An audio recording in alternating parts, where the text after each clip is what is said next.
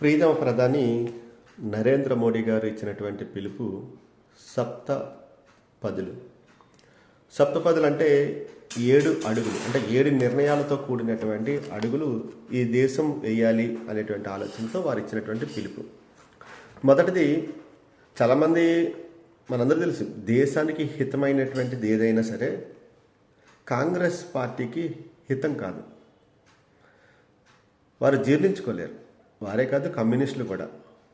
అందుకే వారు పదే పదే దేశం ఏదైనా ఒక మంచి నిర్ణయం తీసుకునేటప్పుడు, ప్రధానమంత్రి ఏదైనా ఒక మంచి నిర్ణయానికి ప్రజలను సమాయత్తం చేస్తున్నప్పుడు వారికి నోటుకు వచ్చింది మాట్లాడతారు.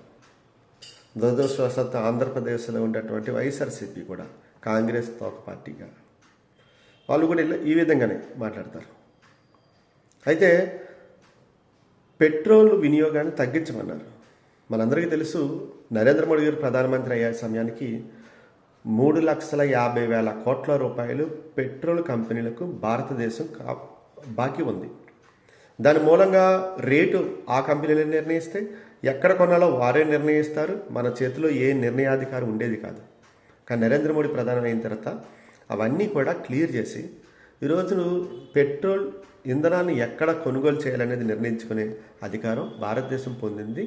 ఆ విధంగా మనం కొనుగోలు చేస్తున్నాం. అందువల్ల ఈ దేశానికి లోటు లేదు. కానీ మన యొక్క ఏదైతే నిధులు ఉన్నాయో ఈ విదేశాలకి అత్యధికంగా పోయేటువంటి మొదటి మార్గం పెట్రోల్. అందుకే పెట్రోల్ వినియోగాన్ని తగ్గించమన్నారు. రెండవది, వర్క్ ఫ్రమ్ హోమ్. అంటే ఇప్పుడు ఉండేటువంటి ఎక్కువ ఉద్యోగాలు చేస్తున్నటువంటి ఈ సాఫ్ట్వేర్ రంగం, ఇలాంటి రంగాలన్నీ కూడా వర్క్ ఫ్రమ్ హోమ్కి ప్రిఫరెన్స్ ఇవ్వమన్నారు. సాధ్యమైనంత వరకు బయటకు వెళ్ళి పనిచేసేటువంటివి తగ్గించమన్నారు. అత్యవసరం ఒక మెడికల్ రిప్రజెంట్ ఉంటారు, ఖచ్చితంగా ఫీల్డ్కి వెళ్ళాలి. వాళ్ళందరికీ కాదు పిలిపించింది. కొంతమందికి అవకాశం ఉండి పెట్రోల్ వినియోగాన్ని తగ్గించేటటువంటి అవకాశం ఉండి వర్క్ ఫ్రమ్ హోమ్ అవకాశం ఉండేటువంటి కంపెనీలు నిర్ణయం తీసుకోవాలని కంపెనీలకి చెప్పినటువంటి మాట. మూడోది, బంగారం వాడకం తగ్గించమన్నారు. మనందరికీ తెలుసు, మన దేశంలోనే అత్యధిక బంగారం వినియోగిస్తున్నటువంటి, కొనుగోలు చేస్తున్నటువంటి దేశం భారతదేశం. అత్యధిక ఇంపోర్ట్ చేసుకున్నటువంటి, దిగుమతి చేసుకున్నటువంటి దేశం కూడా భారతదేశం.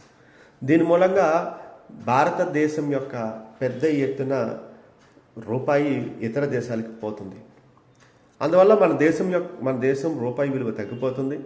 ఈ సందర్భంలో ఈ నిర్ణయం కూడా తీసుకోవాలి. మీ దగ్గర ఉన్నటువంటి బంగారం వినియోగించద్దని చెప్పలేదు, బంగారాన్ని వినియోగించాలి, కానీ బంగారం కొత్త కొనుగోళ్ళు ఆపివేయాలి అని చెప్పారు. తర్వాతది, విదేశీ ప్రయాణాలు నిలుపుకోమన్నారు. విదేశీ ప్రయాణాల ద్వారా మనం ఏమనుకుంటాం, టికెట్ ఒకటే ఖర్చు అనుకుంటాం. కానీ విదేశాలకు వెళ్ళిన తర్వాత అక్కడ ఇంకా ఇతర ఖర్చులు పెరుగుతాయి. వాళ్ళ టూరిజం పెరుగుతుంది, మన టూరిజం తగ్గుద్ది. దీని ద్వారా కూడా భారతదేశం యొక్క మన నిధులు ఏవైతే ఉన్నాయో ఇతర దేశాలకి వెళ్తుంటాయి.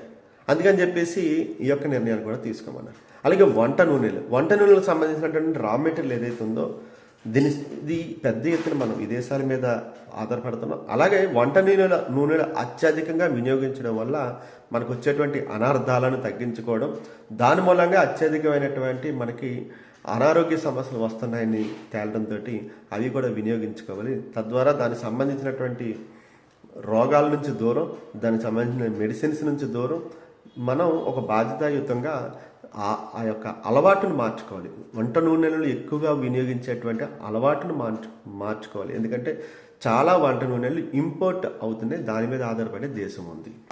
అలాగే సేంద్రీయ వ్యవసాయాన్ని ప్రోత్సహించమన్నారు. సేంద్రీయ వ్యవసాయం అంటే వ్యవసాయానికి సంబంధించినటువంటి అన్నీ, అంటే ఎరువుల దగ్గర నుంచి ప్రతిదీ కూడా మనకి భారంగా మారుతున్నటువంటి తరుణంలో సేంద్రీయ వ్యవసాయంపై దృష్టి పెట్టమని చెప్పారు. ఇది 7 అడుగులు, అంటే సప్తపదులు.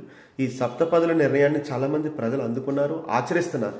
ఇంకా మరింతమంది అందుకోవాలి, దీన్ని ఆచరించాలి. ప్రీతమ ప్రధాని నరేంద్ర మోడీ గారు ఈ దేశ సౌఖ్యం కోసం మనందరి ఏకం చేస్తూ ఇచ్చేటువంటి ఏ పిలిపైనా అది చాలా గొప్పది. దేశం యొక్క ఆలోచనలు, భవిష్యత్ ఆలోచనలకు అనుకూలమైనటువంటి పిలుపది.